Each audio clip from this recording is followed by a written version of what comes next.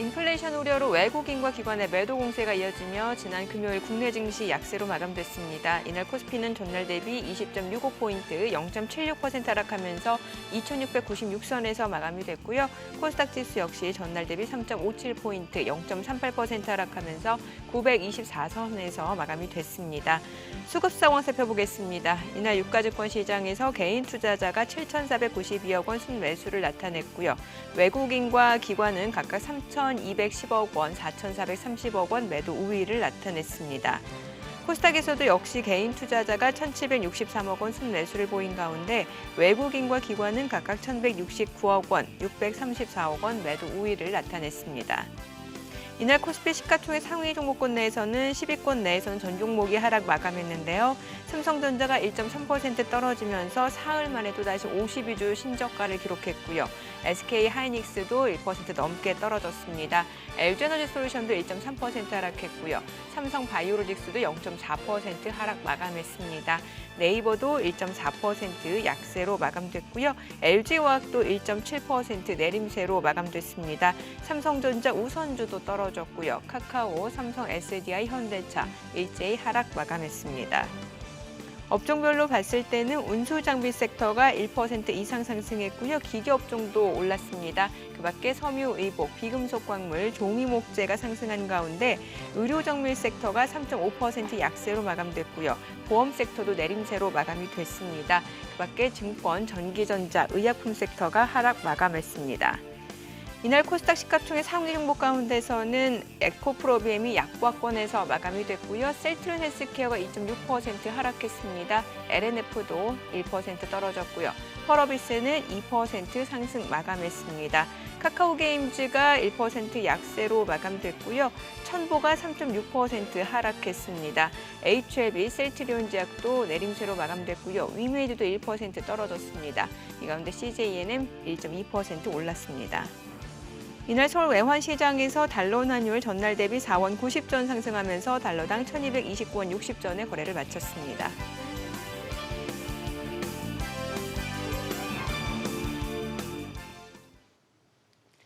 네, 연준의 공격적인 긴축 행보 우려로 글로벌 증시가 뒤흔들리고 있는 양상입니다. 오늘 이진우 소장님과 함께 시장 이야기 나눠보겠습니다. 안녕하세요. 네, 안녕하세요. 네, 전반적으로 글로벌 증시 상황 지금 변동성도 다시 커지고 있는 것 같고 인플레이션 압력이 더 커지면서 시장은 투자 심리가 많이 위축되는 것 같아요.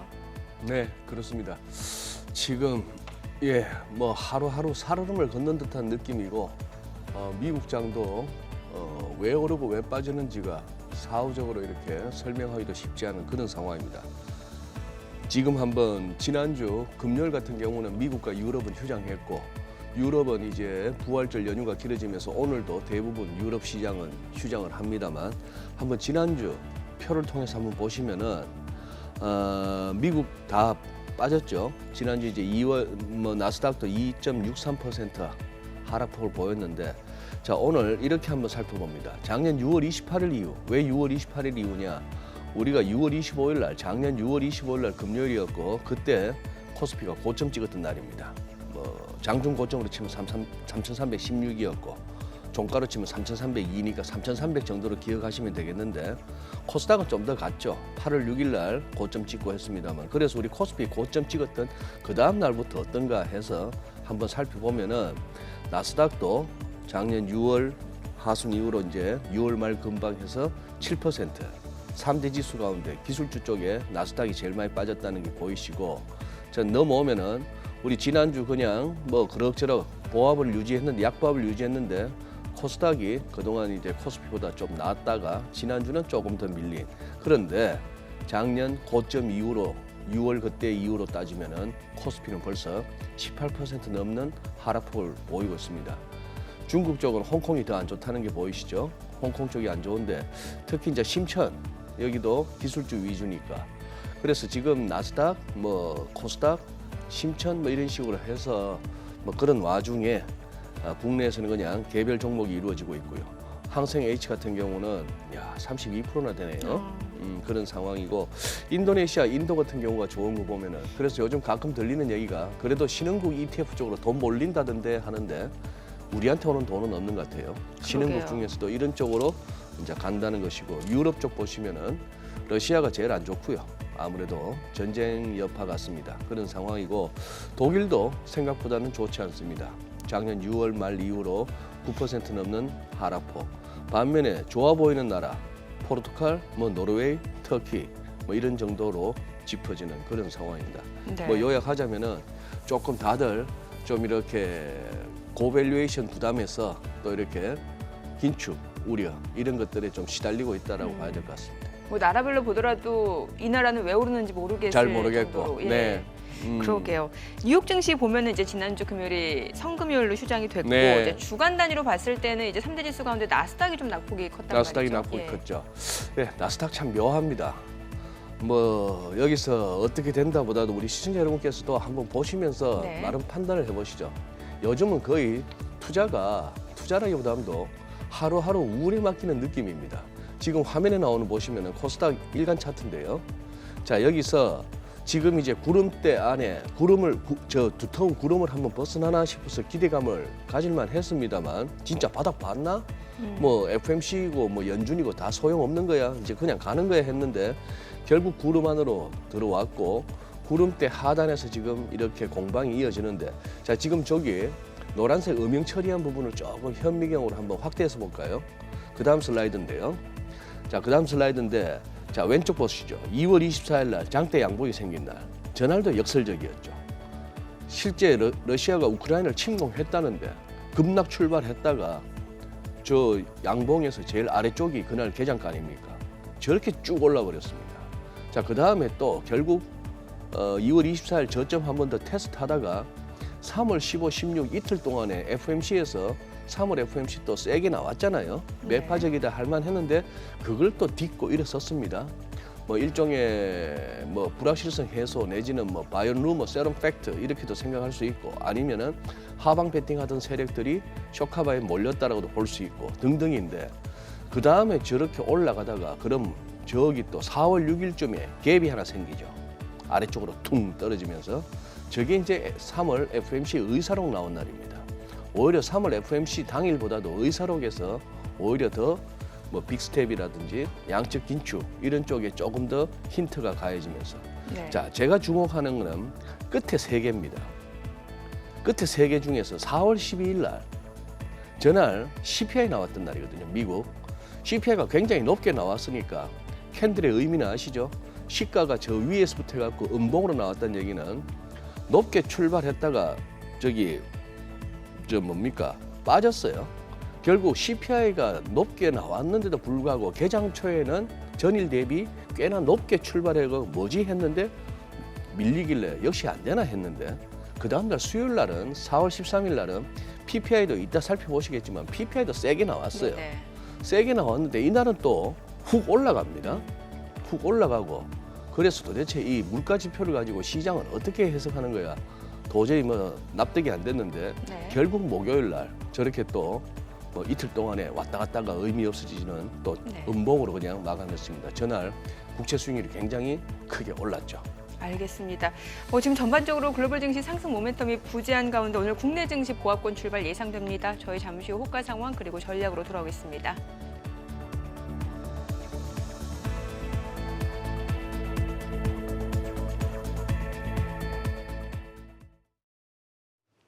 이어서 개장 전 3분 전략 시간입니다. 이동우 전문가 연결돼 있습니다. 전문가님 안녕하십니까?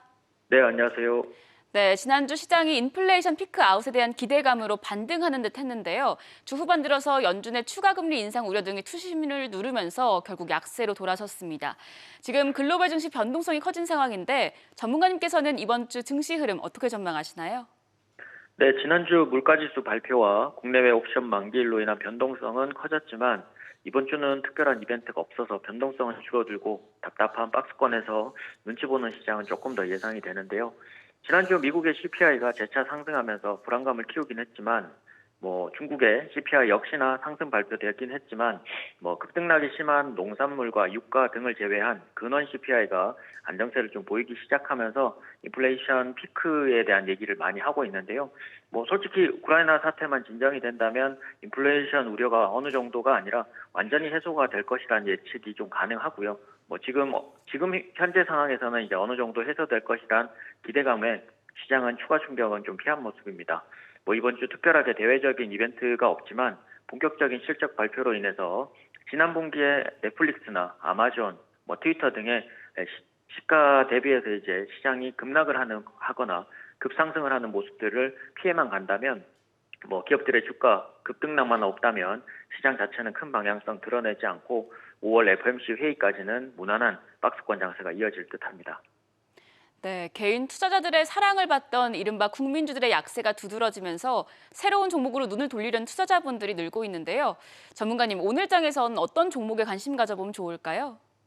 네, 실제 지난주부터 이제 본격 실적 시즌에 접어들긴 했지만 주가는 선반영되거나 금리 인상의 발목을 잡고 있어서 종목과 업종별 양극화가 이어지는 모습인데요. 대표적으로 해서 삼성전자가 불안한 모습을 호실적에도 발표 후에도 좋은 모습을 좀 가져가지 못했는데 실적으로는 이미 조선과 중공업 업종이 활짝 웃는 모습을 좀 보이면서 조선기자재 쪽도 기대감을 가질 수 있어서 하이로코리아, 한국화본, 대양전기, 공업 관심 두시고 인플레이션 우려에도 2년 동안의 양적 완화로 인해서 시중 자금이 많이 풀리면서 기계업종, 건설 쪽은 지금 좀 부담되는 내용들이 있어서 기계업종만 같이 관심을 받으면서 두산바켓, 세진중공업, 진성TC 등 함께 보시면 좋을 것 같습니다. 그리고 이번 주에 이제 사회적 거리두기 폐지로 인해서 기존 온라인과 비대면 매출에 이어서 이번엔 오프라인 공연까지 그리고 NFT 사업 확장으로 인해서 추가 성장이 기대되는 엔터주죠. 하이브, YG엔터, JYP엔터 등을 좀 보시면 좋을 것 같습니다. 네, 이번 주 첫 거래일입니다. 투자자분들을 위해서 대응 전략도 세워주시죠. 네, 우크라이나 사태 장기화가 이제는 좀 많이 어려워지는 상태가 아니라 이제는 조금 둔감해진 상태라고 좀 보여지는데요. 추가 공격적인 행동으로 진전되지만 않는다면 인플레이션 우려도 시장에 어느 정도 반영되어 있는 정도가 있고요. 이제 반영되는 정도 역시도 약해질 듯한데 시장 추가 하락보다는 시장을 박스권에 두고 시장 당근과 채찍을 같이 하는 형태가 좀 될 듯합니다. 박스권 장세이니만큼 짧은 단기로 매매하기에는 이제 폭이 좁거나 추격 매매하셔야 되는 경우들이 좀 많기 때문에 오히려 그 매매가 어려운 분들은 오히려 일부 실적 장세에 맞게끔 일부 업종에 국한해서 말씀드린 조선과 중공업 추세 상승 계속 이어서 보시고요. 2차 전지와 자동차, IT 장비주들은 그나마 실적이 조금 괜찮은 편인데 2분기 저점이나 최근에 이제 올라오는 모습들을 보시고 낙폭 과대를 염두에 두시면 좋을 것 같고요.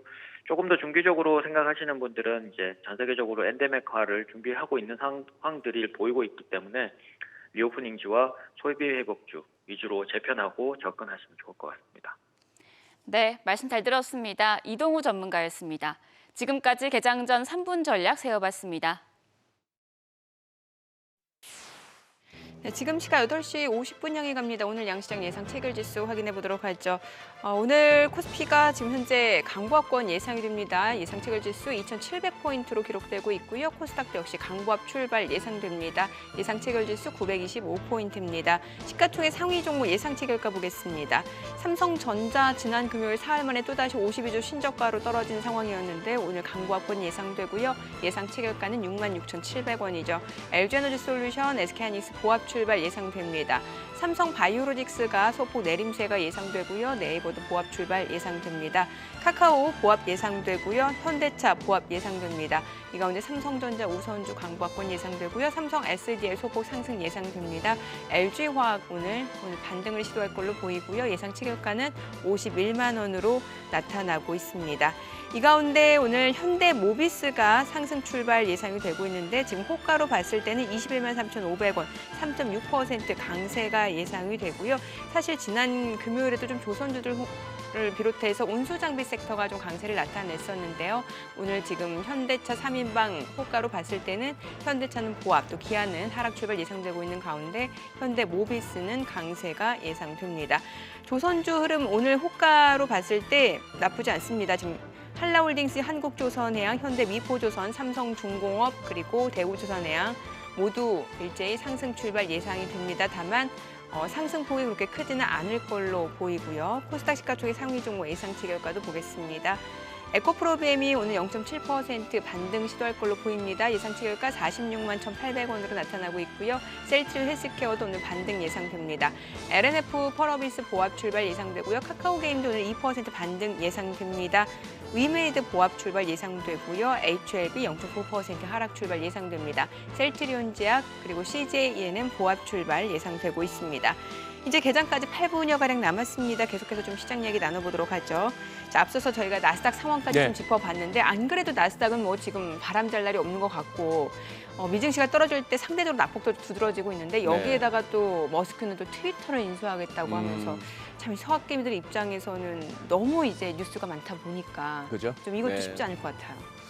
예, 참 일론 머스크 화제의 인물입니다. 예. 지금 뭐 화면에 나오다시피 저거는 이제 야후 파이낸스의 기사인데 내용인즉슨 그거죠. 43빌리언 같으면 430억 달러. 그냥 우리 환율 1230원 곱해보니까 52조 8,900억. 그러니까 우리 돈으로 53조 해서 다 사버리겠다는 얘기예요. 지금 그때 한 49불 정도 하던 트위터 가격이었는데 45불 정도 하는 그 당시에 뭐 9불 더 얹은 54불 20센트로 다 샀게 제안을 했으니 45불에 구니까 9545 한 20% 더 얹어 줄 테니까 뭐 이런 얘기였습니다. 자, 그런데 이제 여기다가 지금 뭐 트위터 인수하겠다고 했죠. 그리고 또 러시아에서는 또 저 뭡니까 저 일론 머스크가 하고 있는 그 저궤도 인공위성 스타링크 그걸 갖다가 지금 뭐 우주에서의 전쟁도 벌이겠다라고까지 그게 이제 우크라이나가 러시아와 이렇게 교전하는데 도움을 줬다 하는 그런 차원인데 처음에 저 얘기를 하면서 말이죠. 뭐 돈 벌겠다고 하기보다도 일론 머스크의 저 인수에 나섰던 그 배경이 저렇게 얘기합니다. 트위터가 전 세계 표현의 자유를 위한 플랫폼이 될 가능성을 믿고 투자했다. 표현의 자유. 그리고 이 표현의 자유는 민주주의가 기능하기 위한 사회 필수 요건이다. 근데 자기가 트위터의 최대 주주가 되고 나서 보니까 현재 같은 형태로는 이런 사회적 요구에 부응하지 못할 것 같다. 뭐 이런 얘기입니다. 자, 그랬더니만 뭐 아시다시피 트위터에서는 또 한 1년 시간을 벌었어요. 적대적 M&A를 할 수 있는 이러한 머스크의 시도의 포이즌 필 전략으로 그래서 신주를 갖다 확 대거 발행해서 기존 주주한테 싸게 살 수 있도록 해주면서 이 머스크의 지분율을 낮추겠다 이런 식이고 지금 뭐 여러 가지 뭐 트위터 내든 온라인상에서 머스크하고 지금 트위터하고 굉장히 세게 붙었습니다. 자, 이 문제를 또 저렇게 해서 그냥 단순히 트위터 통해 갖고 테슬라나 무슨 뭐 암호화폐나 뭐 여러 가지 비즈니스 측면에서 덧보려고 할 것이다.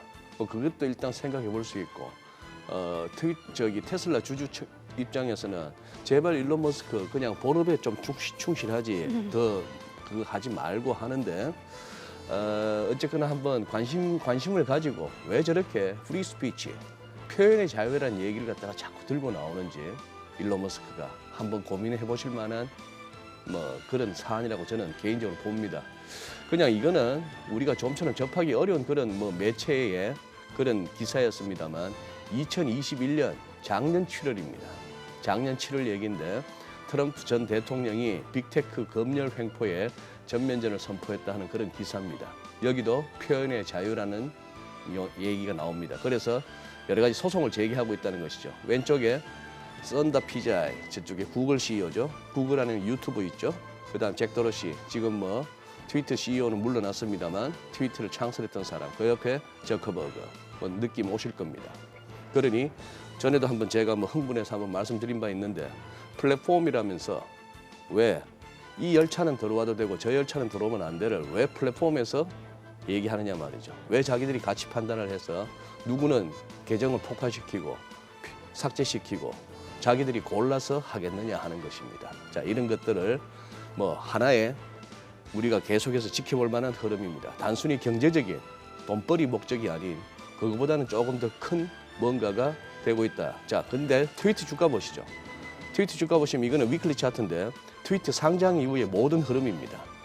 가운데쯤이 딱 2017년인데 저 때부터 오르기 시작했던 거는 트럼프 전 대통령 덕을 많이 봤죠. 트럼프 대통령이 엄청난 팔로워들을 데리고 트위터 많이 그거 했고 그 다음에 여기 꼭지 찍은 게 2021년 작년 2월입니다. 즉 바이든 행정부 출범한 이후로는 이제 추락하기 시작하는데 그러고 나서 최근에 한번 불쩍 뛰었던 게 데일리로 확대해서 보면은 그때 저 불쩍 뛰었던 날이 머스크가 트위터의 최대 주주가 되었다는 기사 나왔을 때입니다. 뭐 그런 상황이고 자 여기서 지금 이제 뭐 한 54불 정도 쳐줄게 하니까 지금 레벨 근처고 뭐 트위터 입장에서는 우리 옛날에 80불도 갔는데 뭐 이 상황인지는 모르겠으나 그런 머스크가 제시하는 주가가 자기들이 생각하는 것보다 낮다 이런 차원이 아니고 그 뭐 전면 뭡니까 온라인에 싸우는 거 보면은 트위터 이사회 멤버가 트윗 한번 하는 거 못 봤다 뭐 이런 얘기도 하고 하는데 자 그런 상황이고 자 테슬라도 이렇습니다. 워낙에 우리나라 테슬라 주주분들이 많으시니까 조심스럽습니다만 네네. 일단 여기서 차트가 말하는 거 보시죠. 하루는 천슬라, 천위, 하루는 천아래 왔다 갔다 하고 있는데 그냥 판단은 어떻게 될지는 모르겠습니다. 그러나 차트만 기술적으로만 말씀드리자면 후행 스팬에 주목합니다. 저는 뒤에 초록색이 있죠. 자, 초록색이 지금 가격대에 거의 근접했습니다. 즉 이 말씀은 무슨 말인가 하면 지금부터 향후 몇 주 동안 이 주봉이 아래쪽으로 가서 종가가 뒤로 26주 뒤로 당겨서 계속 저 파란색의 후행 스핀이 될 텐데 저게 가격대를 뚫고 내려오는 상황이 된다면은 조금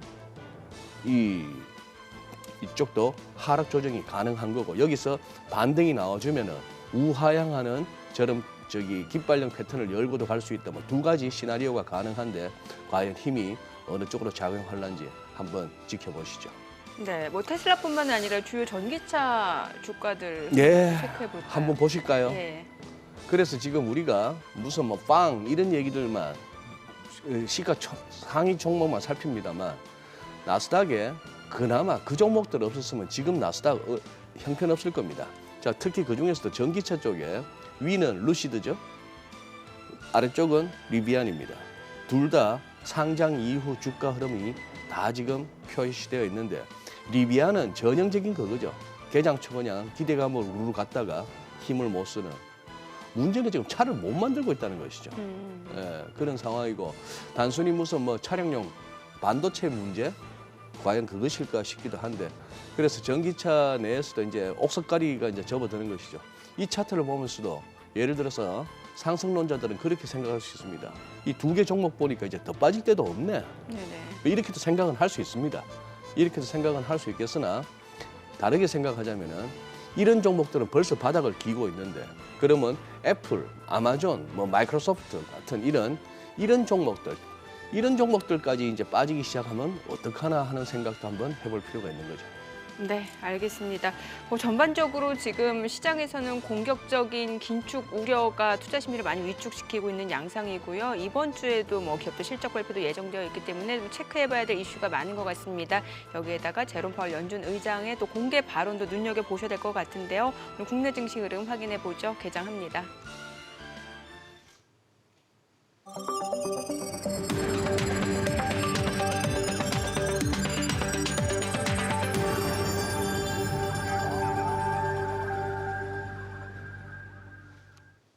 네, 4월 18일 월요일 국내 증시 개장했습니다. 최근 국내 증시는 메이저 수급 주체 매매 포지션이 굉장히 중요할 것 같은데 사실 개인 투자자 홀로 시장을 떠받치기는 역부족인 것 같고요. 지난 금요일만 하더라도 개인 투자자가 매수를 하면서 시장 하락을 방어하는 모습이었습니다만 양시장 약세로 마감이 됐고요. 이번 주에도 사실 상승 모멘텀을 찾기는 쉽지 않을 것으로 보입니다. 물론 주요 기업들 실적이 좋게 나오고는 있습니다만 연준의 공격적인 긴축 우려가 시장에서는 계속해서 또 악재로 인식이 되는 것 같습니다. 과연 또 오늘 국내 증시는 어떤 흐름을 나타내는지 지수부터 체크해 보죠. 지금 현재 코스피가 0.4% 하락 중입니다. 호가와는 또 다른 모습이네요. 지금 국내 코스피 출발 지수가 2,683포인트, 코스닥도 0.3% 떨어집니다. 921포인트입니다. 시가총액 상위 종목 시초가 보겠습니다. 삼성전자 사흘 만에 신저가로 추락했는데 오늘 또다시 약세입니다. 0.3% 하락으로 66,400원에 거래되고 있고요. LG에너지 솔루션도 내림세입니다. SK하이닉스도 1% 약세고요. 네이버도 0.4% 하락 중이고요. 삼성전자 우선주가 강보합권이고요. 네이버하고 카카오, 네이버가 0.6% 하락 중인 가운데 카카오도 1% 내림세고요. 지금 시가총액 상위 종목 순서대로 다시 한번 정렬이 됐는데 카카오도 1% 약세입니다. 현대차도 0.5% 내림세고요. 삼성 바이오로직스도 0.8% 하락 중인 가운데 지금 LG화학도 약세고요. 오늘은 상승하는 종목을 제가 보니까 일부 건설주, 기계 섹터 내에서 뭐 두산그룹주 아니면 SK바이오사이언스 오늘 4.8% 강세, 지금 사흘 만에 반등 보여주고 있고요. 건설주 같은 경우는 이제 규제 완화에 대한 기대감이 또 반영이 되는데 지금 GS건설, 현대건설이 올라가고 기계주 내에서는 지금 두산그룹주들이 상승 중입니다. 오늘은 뭐 개별적인 모멘텀에 따라서 이제 주가 종목들 희비가 엇갈리고 있고 지금 시장에서는 사실 주도주가 없는 장세입니다. 그러다 보니까 종목 간 순환매 때문에 사실 매매 타이밍 맞춰서 수익 내기가 쉽지 않은 구간인 것 같고요. 코스닥 시가총액 상위 종목 시초가도 보겠습니다.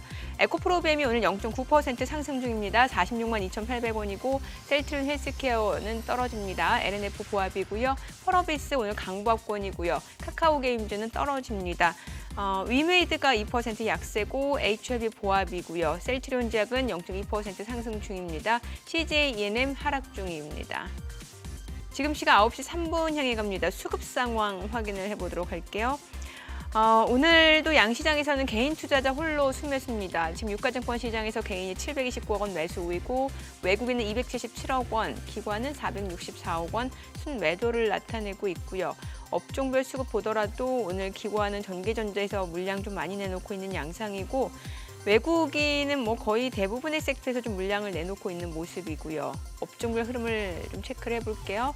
오늘 업종별 흐름 봤을 때는 지금 시장 대비로 올라가고 있는 섹터는 비금속 광물이 좀 올라갑니다. 비금속 광물 섹터가 오늘 좀 소폭 오름세를 보여주고 있는데 뭐 한국석유가 강세고 조선내와 포스코케미칼, 한일시멘트 이런 종목들이 강세를 나타내면서 비금속 광물이 좀 올라가고요. 의약품, 의료정밀도 소폭 올라갑니다. 코스닥 수급도 확인해 보도록 하겠습니다. 코스닥도 역시 마찬가지로 개인만 홀로 순매수입니다. 286억 원 매수 우위고 외국인과 기관은 각각 222억 원, 46억 원 순매도를 나타내고 있습니다. 지금 시각 9시 4분 향해 갑니다. 환율도 체크해 볼게요. 오늘 외환시장 개장 상황입니다. 달러 환율은 40전 상승한 1230원에 개장이 됐습니다. 선생님, 시장이 참 재미가 없네요. 재미없죠. 예. 네. 예, 지금 뭐 재미있을 뭐가 없지 않습니까? 그러게요. 예. 호재가 딱히 없고. 호재가 딱히 없고. 뭐 사실 연준의 이런 행보는 예상이 됐긴 했습니다만 네. 그래서 좀 여쭤보고 싶은 게 그 소비자 물가지수 나온 게 네. 지금 이게 피크아웃이다라는 얘기도 있습니다만 정점이 아닐 수도 있다라는 얘기도 나오고요. 글쎄요. 뭐 어떤 점에서 피크아웃인지 모르겠어요. 예. 지금 예를 들어서 우크라이나 전쟁 저거 뭐 이러다가 대충 마무리되면은 그런데 보아하니 금년 말까지 끌고 갈 작전 같아요. 전쟁을요. 그러면은 에너지 가격이나 뭐 곡물가는 계속 올라갈 수밖에 없다는 거잖아요. 예, 그러지 않았으면 좋겠습니다만 소위 정치 엘리트들이 허공에다 대고 악수하자는 저 양반이 뭐 무슨 생각을 하는 뭐 생각이 있는지는 모르겠습니다만 자 어쨌거나 보시죠. 과연 인플레가 정점을 벌써 얘기할 수 있는가? CPI입니다. 전년비 8.5%의 미국. 지금 그래프 올라가는 거 보세요. 아래쪽은 PPI입니다. 생산자 물가지수예요. 그 다음 날 하루 시차를 얘도 11.2%입니다. 전년비. 지금 CPI나 PPI가 거의 뭐 10% 이러고 있는데 미국의 금리가 뭐다? 아직도 0.25에서 0.5입니다. 네. 겨우 한 번 올려서. 자, 그 다음 보시죠. 전월비에서 뭐 조금 그러면 전월비 보시죠. 전월비 CPI 1.2%입니다. 연율 곱하기 12 플러스 알파는 빼더라도 곱하기 12만 하더라도 그럼 연간 12%입니까? 도대체? 생산자 물가지수도 1.4%입니다. 정점론은 여기서 나왔습니다. 그 다음 슬라이드. 코어 CPI에서 전월비 살짝 꺾였다는 요거 하나 보고 정점론 나왔어요. PPI는 1%. 자, 좀 섣부르지 않나 싶고요. 지금 미국만 보지 말고 빨리 한번 살펴보시죠. 지금 유로 좀 보십시오. 네네. 4월 1일 날 발표된 CPI입니다. 유로존 CPI 전년비 7.5%입니다. 그래프 키 올라가는 거 보세요. 그다음 아래쪽은 MOM 전월비죠. 이것도 2.5%입니다. 막대기가 쑥 올라갔습니다.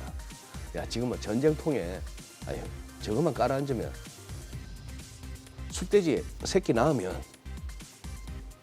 암태지 말고 숫돼지 새끼 낳으면 자, 숫돼지가 그다음 새끼를 낳을 수가 없죠. 그러니 전쟁 끝나면 인플레 잡혀 숫돼지 새끼 낳으면 내가 한턱 쏠게.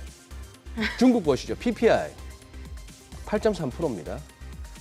밑에 CPI 1.5%입니다. 중국은 맨날 저렇게 얘기하죠. 도대체 생산자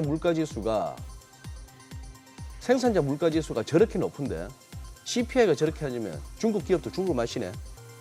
그렇죠? 거기다 지금 샹하이 셧다운이잖아요. 샹하이 셧다운까지 있죠. 예. 거기다가 PPI를 조금 주목할 것은 중국의 PPI가 오른다는 얘기는 전 세계로 중국이 인플레이션을 수출한다고 보시면 되는 거예요.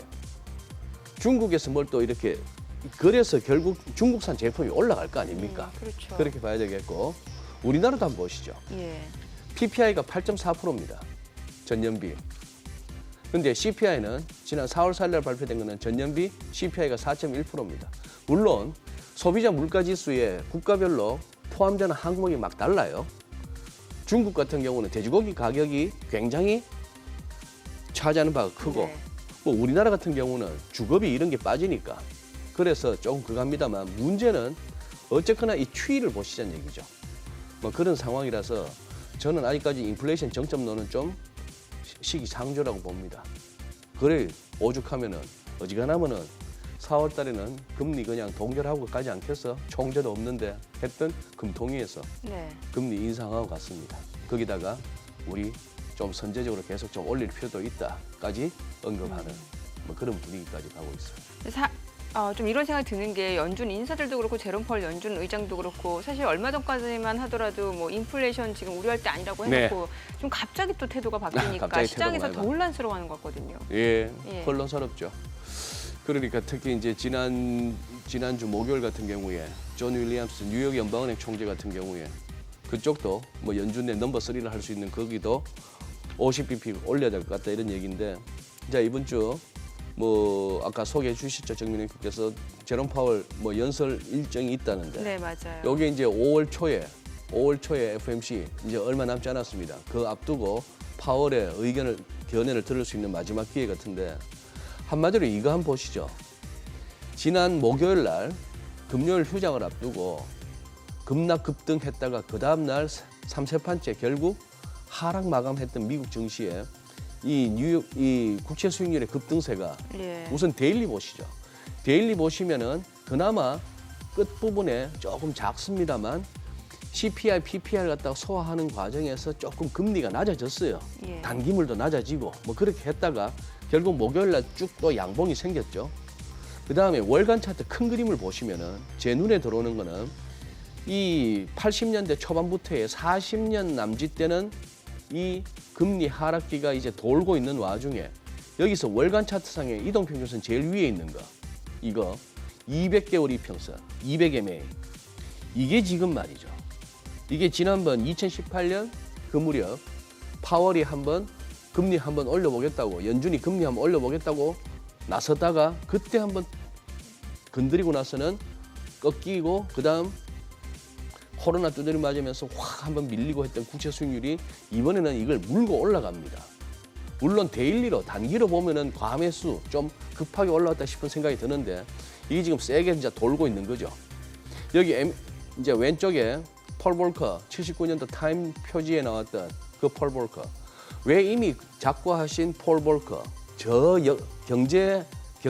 경제사 교과서에서나 언급돼야만 할 저 폴 볼커 이름이 왜 자꾸 회자되냐 말이죠. 미 의회 청문회에서도 자꾸 폴 볼커의 이름이 나오고 연준 관계자들도 폴 볼커를 갖다 언급하고 그때만큼을 한번 생각해보자 하는 그런 얘기가 되겠습니다. 그런 상황이라서 거다가 우리 국채 보세요. 바닥이 안 보입니다. 지금 국채 선물 우리 10년짜리 국채 선물 상장 이후 흐름이 됐는데 이렇게 해서 지금 여기 그나마 한 3, 4개월 버티던 여기 무너지고 나니까 피보나치 첫 번째 조정 레벨 무너지고 나서 후루룩 밀리는 거 보세요. 그런 상황입니다. 한국도 지금 금리는 계속 시장 금리도 오를 뿐만 아니라 정책 금리도 계속 올릴 것 같단 말입니다. 지금 시간이 되시면 요까지도 보시죠. 자, 지금 우리가 지난주 금통위에서 기준금리를 올림으로써 이제 1.5%까지 왔습니다. 아래쪽에는 0.25, 0.50, 요게 이제 연방기금금리죠. 저 오른쪽에는 이번에 이제 현재 우리가 알고 있는 FOMC 일정입니다. 지금 현재 뭐죠? 3월달에 0.25에서 0.50까지 왔습니다. 자, 그다음 제가 약간 빨간색으로 표시한 게 5월에 빅스텝 가정해 보시죠. 그러면 0.75에서 1% 되고 한 번 더 50bp 간다고 하면은 6월달에 가서는 1.5%가 됩니다. 상단이. 그러고 나서는 그냥 25bp씩만 따박따박 올린다 쳤을 때는 연말에 가면은 2.5%가 되는 거예요. 연방기금금리 상단이. 근데 저 2.5%가 제임스 블라드 같은 경우는 계속 6번 전부 다 50bp 올려서 3.5%까지는 올려야 된다는 얘기고 저 2.5%만 하더라도 연준 위원들이 중립금리라고 점도표에서 저 제일 오른쪽 칸에 찍어주는 그 중립금리 수준까지 간다는 얘기입니다. 조금만 더 인내하시고 한번 쫓아와 보시죠. 지금 이게 우리나라 금통위 일정입니다. 금통위 일정 중에서도 이렇게 저 분홍색으로 처리된 거 말고 약간 하늘색으로 음영 처리된 전날짜에 금리 결정을 한다는 거예요. 네네. 우리나라는 희한하게도 3, 6, 9, 12월 금통위에는 금리 결정 없습니다. 예. 그러다 보니까 연준하고 엇박자가 나는데 자 4월 14일 날 우리가 1.5%예요. 미국은 상단이 0.5예요. 이러다가 5월 달 FOMC 가면은 미국은 1%가 될 것 같습니다. 지금 분위기로 봐서는. 네네. 그런데 5월 달에 우리가 한번 5월 달 이 무렵 끝에 가서는 연준은 5월 초에 할 거고 우리가 5월 26일 날 이때 가서 1.5가 될지 1.75 한 번 더 올리지는 모르겠고 한데 그런 식으로 이렇게 시나리오를 펼쳐보다 보면은 한 7월쯤 가버리면 벌써 붙어버려요. 그러다가 잘못하면은 미국이 계속 빅스텝으로 간다든지 한다면은 진짜 금리 역전도 나올 수 있는 겁니다. 그래서 저 끝에 제일 아래쪽 오른쪽 하단에 보시면은 12월쯤 가서는 미국이 2.5에 도달했을 수도 있고 심한 경우 3.5%일 수도 가 있을 동안에 한국은 얼마나 해야 되느냐 이 말입니다. 네. 하다못해 2.5는 가해서 될 거 아닌가요?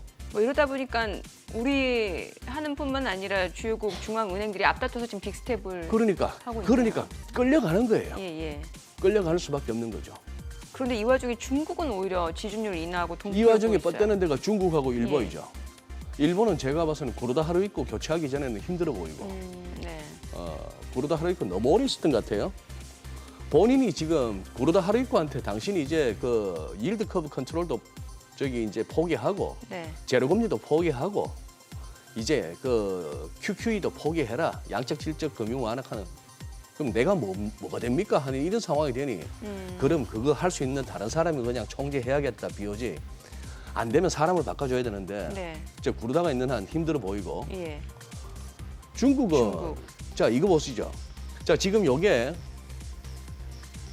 지난 주말에 금요일 날 7시 20분 무렵에 처음 이렇게 장 끝나고 저녁에 했는데 그거 반영 안 된 지준율입니다. 그거 반영 안 된 지준율이니까 제일 위에는 메이저 뱅크 주요 은행들이고 11.5%였고 인하되기 전에 그다음에 가운데 9.5%가 스몰러 뱅크니까 조금 중소형 은행 그다음에 5.0은 루럴 커머셜 뱅크니까 저 시골 지방은행들 뭐 이런 식으로 지준율이 그동안 됐는데 여기서 5% 얘들은 제외하고 그 위에 25bp 낮췄다는 얘기죠. 낮췄다는 얘기인데 자 그렇게 해서 자 문제는 여기서 이제 추이를 한번 보시죠. 그래 2012년쯤에 2010, 2011, 2011년 하반기쯤에 꼭지 찍고 2012년 접어들어서부터 지준율은 계속 낮춰왔습니다. 이 얘기는 뭐냐 하면은 중국은 2012년부터 인민은행은 틈만 나면 완화 정책을 통해서 경기 살리겠다고 나섰던 상황이에요. 그렇게 보실 수 있는 거고 여기서 뭐 글로벌 모니터에서 인용합니다만 국무원 성명서에 합리 가운데 자는 합리 세 번째 자는 제가 뭔지인지 모르겠습니다. 간 자체를. 그다음에 무슨 이윤할 때 이자인데 내용인즉슨 금융업계는 실물 경제를 위해 이익을 합리적으로 양보하랍니다. 즉 금융업계 너가 좀 덜 벌더라도 그냥 좀 이렇게 이익을 합리적으로 양보해서 실물 경제에 자금 조달 비용을 낮추라 이런 식으로 나오고 있습니다. 자, 포인트는 그겁니다. 그다음 슬라이드 보시죠.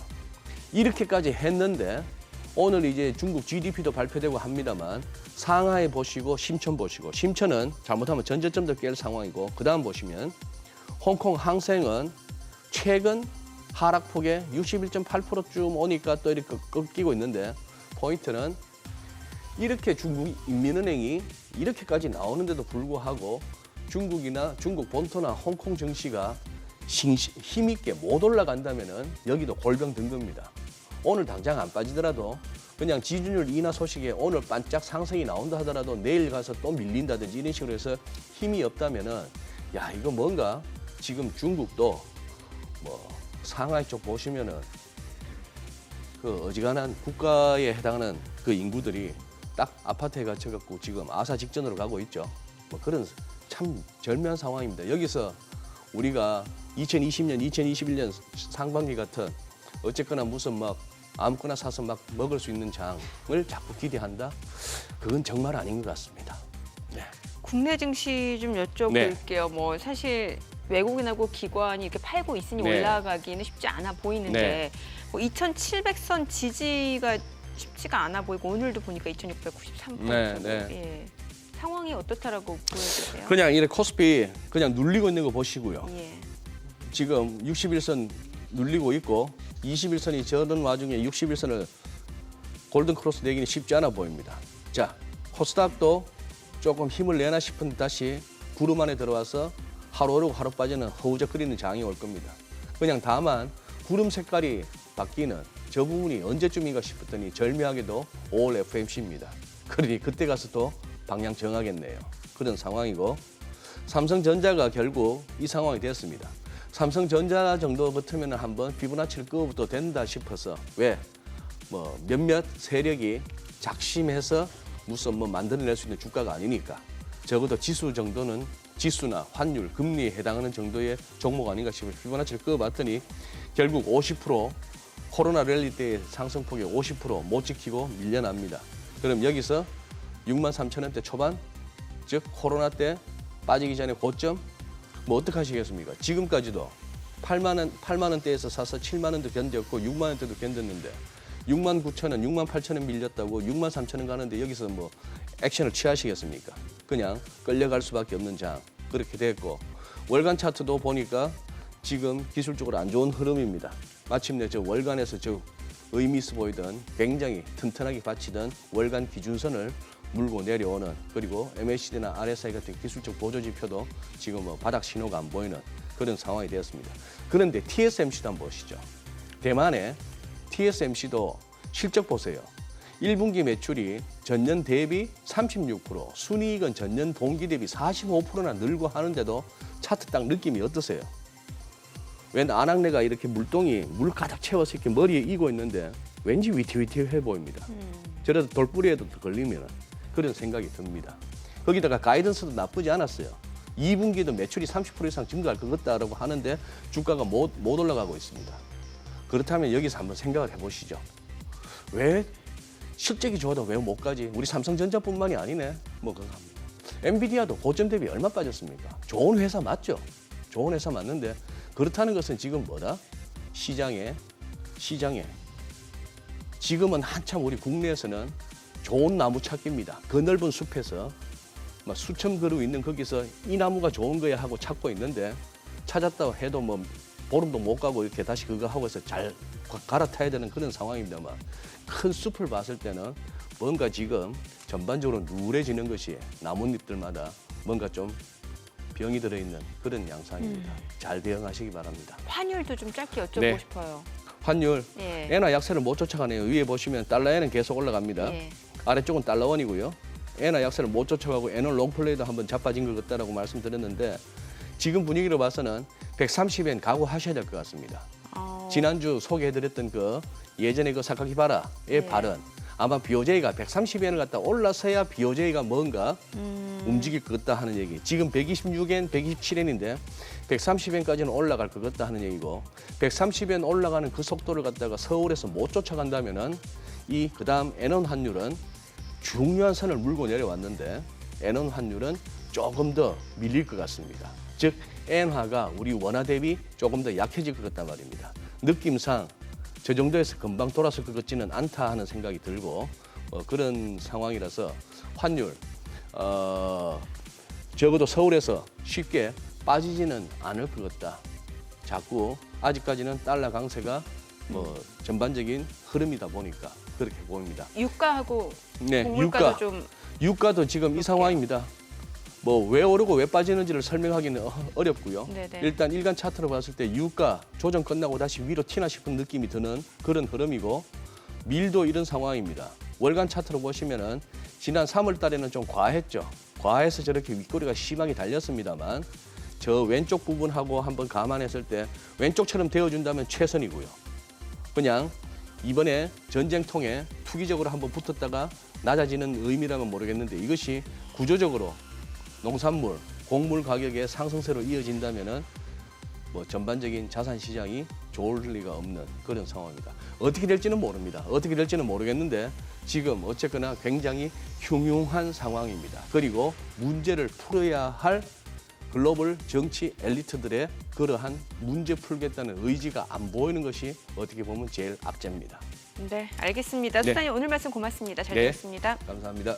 네, 지금 시각 9시 23분 지나갑니다. 지난 금요일 외국인 순매수 상위 종목 현재 주가 상황 확인해 보겠습니다. 외국인이 SK텔레콤, SOL, 한국조선해양, 현대중공업, 삼성중공업 순매수했는데 지금 SK텔레콤이 강보합권으로 전환이 됐고요. KT, 현대차, 대덕전자, 한국항공우주, 삼성화재도 외국인 순매수 상위 종목입니다. KT하고 한국항공우주가 올라갑니다. 기관 순매수 상위 종목도 볼게요. 삼성 SDI, LG에너지솔루션, 한국항공우주, 두산밥켓, 현대미포조선입니다. LG에너지솔루션이 올라가고요. 한국항공우주 오늘 강세고 현대미포조선도 올라갑니다. 대한항공, SK, 삼성바이오로직스, 한미약품, 만도도 기관 순매수 상위 종목인데요. 대한항공 오름세고요. 만도도 상승 중입니다. 지금 시각 9시 24분 향해 갑니다. 시장 전체적인 흐름 볼게요. 코스피가 여전히 약보합권이고요. 코스닥 0.3% 떨어집니다. 921포인트입니다. 오늘 4월 18일 월요일 개장 상황 전해드렸습니다.